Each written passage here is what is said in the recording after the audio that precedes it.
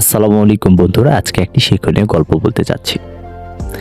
একদিন এক গাধা বাঘকে বলল, ঘাসের রং নীল। বাঘ উত্তর দিল, না, ঘাসের রং সবুজ। কিছুক্ষণের মধ্যেই দুজনের আলোচনা তুমুল তর্কে পরিণত হলে তারা জঙ্গলের রাজা সিংহের কাছে বিচারের জন্য উপস্থিত হলো। রাজদরবারে সিংহের কাছে পৌঁছানোর আগেই গাধা ডাক ছাড়তে শুরু করে দিল, মহারাজ, আপনিই বলুন ঘাসের রং নীল কিনা।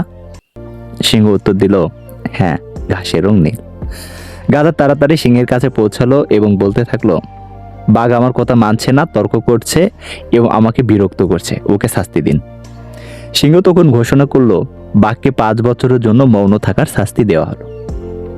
গাধা খুশিতে লাফাতে লাগলো এবং বলতে বলতে চলে গেল, ঘাসের রং নীল, ঘাসের রং নীল। বাঘ শাস্তি মেনে নিল, কিন্তু সিংহকে জিজ্ঞাসা করলো, মহারাজ, আপনি আমার শাস্তি দিলেন কেন যখন ঘাসের রং সত্যিই সবুজ? সিংহ বলল, ঠিক, ঘাসের রং সবুজ। বাঘ জিজ্ঞাসা করলো, তাহলে আপনি আমায় শাস্তি দিলেন কেন? সিংহ বলল, তোমাকে শাস্তি দেওয়ার সাথে ঘাসের রং সবুজ না নীল সেই প্রশ্নের কোনো সম্পর্ক নেই।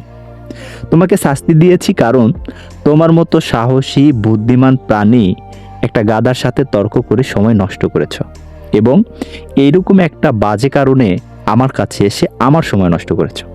এখান থেকে আমরা শিক্ষা নিতে পারি, মূর্খের সাথে কখনো তর্কে যেও না।